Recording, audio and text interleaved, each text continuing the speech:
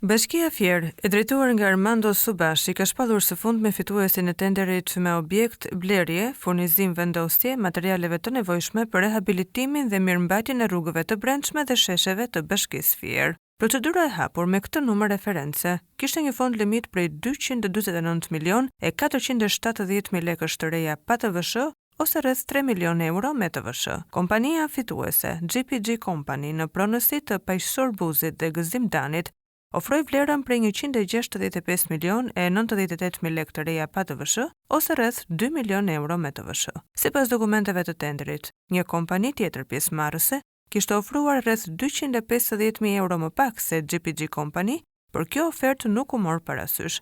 Ky fakt ngre dyshime mbi transparencën dhe drejtësinë e procesit të prokurimit. Paqësor Buzi është një biznesmen i njohur në sektorin e ndërtimit në Shqipëri.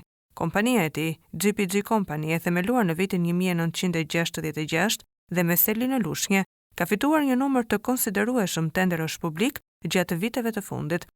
Sipas të dhënave të disponueshme, nga viti 2019 deri në vitin 2025, GPG Company ka fituar tendera pafund me një vlerë totale prej 145 milion eurosh.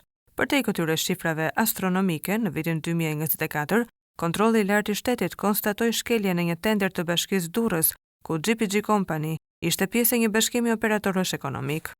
Por vetëm kaq, asgjë nuk ka ndodhur dhe Paqësor Buzi vazhdon të llabërojë si pa të keq paratë publike të shqiptarëve.